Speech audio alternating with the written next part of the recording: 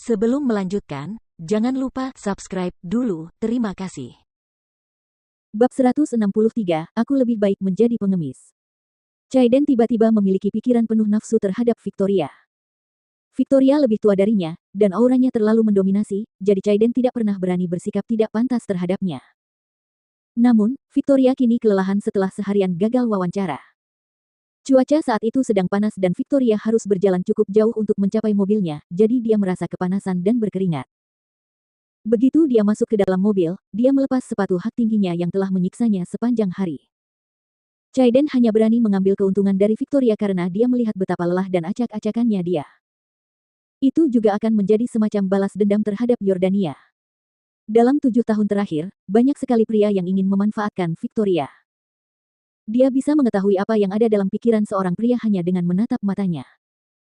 Oleh karena itu, ketika Chaiden hendak menciumnya, Victoria tiba-tiba membuka pintu mobil dan mendorongnya keluar dengan kasar. Hei, hei, hei, kepalaku. Kepalaku macet. Jangan dipencet-pencet lagi. Chaiden panik dan berteriak panik saat separuh tubuhnya berada di dalam mobilnya sementara separuh lainnya berada di luar. Dia tampak sangat acak-acakan. Victoria mendorong Chaiden dan mengenakan sepatu hak tingginya lagi sebelum melangkah keluar mobil, sekali lagi mendapatkan kembali aura dominasinya.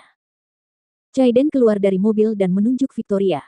Wanita yang sombong sekali, beraninya kau bersikap tidak sopan padaku. Victoria sudah menunjukkan belas kasihan kepada Chaiden.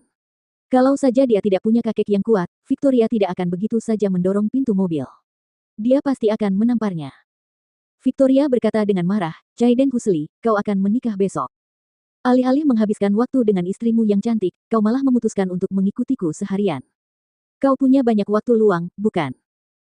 Chaiden tertawa dan berkata, jangan kira aku akan membiarkan kalian lepas begitu saja karena aku akan sibuk dengan pernikahanku. Kalian berada di wilayahku, dan kalian benar-benar menginginkannya dengan tinggal di villa di sebelah villaku. Bagaimana mungkin aku bisa membiarkan kalian bersenang-senang? Victoria, tidak ada perseteruan di antara kita, dan sejujurnya, aku sangat mengagumimu. Presiden yang tampan dan cakap sepertimu jarang ada di kota ini. Asalkan kamu putus dengan Jordan dan berhenti menemuinya, aku bisa memperkenalkanmu pada pekerjaan di Breezy Express.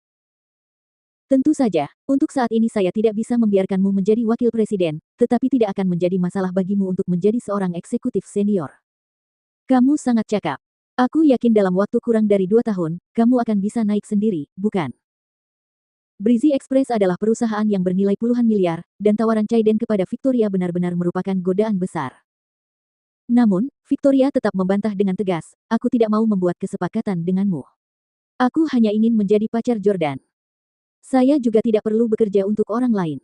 Saya juga punya cukup uang, dan paling banter, saya akan mendirikan perusahaan sendiri.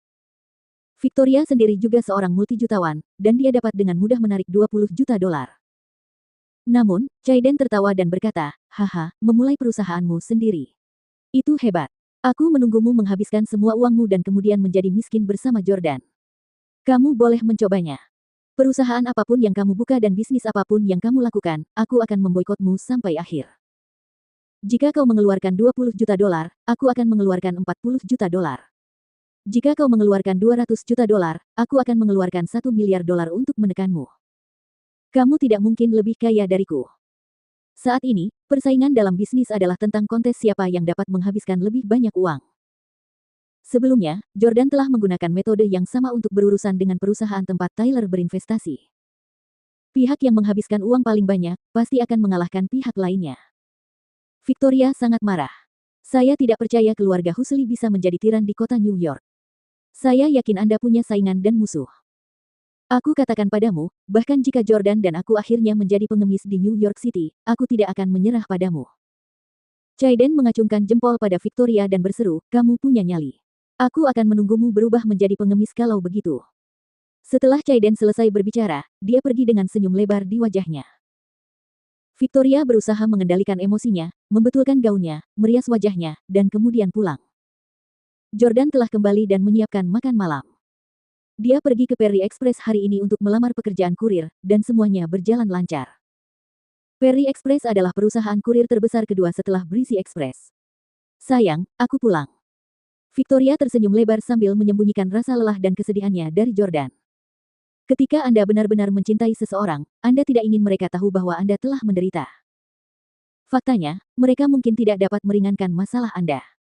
Itu hanya akan menambah tekanan pada Jordan tanpa hasil. Jordan mencium Victoria dan bertanya, bagaimana pekerjaanmu hari ini? Victoria tidak ingin berbohong kepadanya, tetapi dia juga tidak ingin membuatnya khawatir, jadi dia mengalihkan pembicaraan dan berkata, ceritakan tentang dirimu terlebih dahulu, bagaimana harimu? Kamu tidak menemui masalah, kan? Jordan tersenyum dan bertanya, apakah kamu takut Chaiden akan mengirim seseorang untuk memukulku di siang bolong?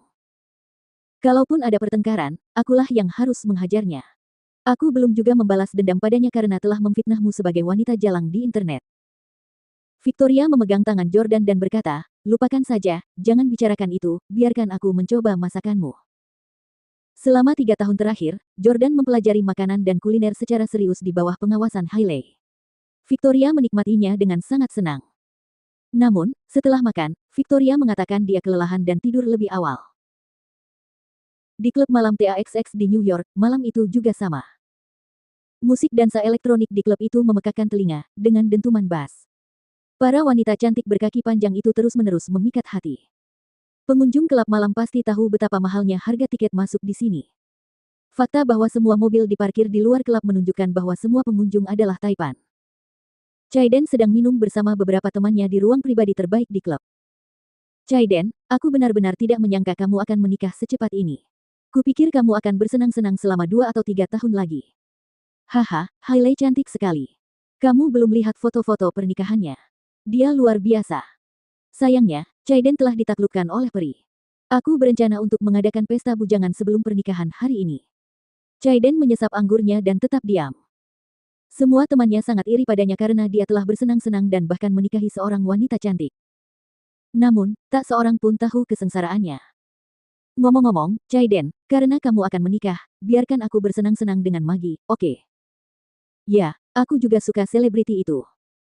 Lingkaran pertemanan keturunannya yang kaya raya semuanya tahu bahwa ia juga pernah tidur dengan selebriti besar, Maggie. Chaiden tiba-tiba berkata, siapa bilang aku tidak bisa bersenang-senang karena aku sudah menikah? Siapa bilang aku sudah ditaklukkan oleh Hailey? Maggie adalah milikku, jangan pernah berpikir untuk merebutnya dariku. Teman-temannya mulai menyemangatinya. Hah, aku tidak percaya. Aku lihat kau sangat patuh pada Hailey. Kalau kau punya nyali, telepon Maggie dan minta dia datang ke sini sekarang. Chaiden memikirkannya. Hailey sekarang berada di Orlando, dan dia akan mengirim konvoi mobil mewah untuk menjemputnya pada hari pernikahan. Tentu saja, aku juga sudah lama tidak mendengar Maggie bernyanyi untukku.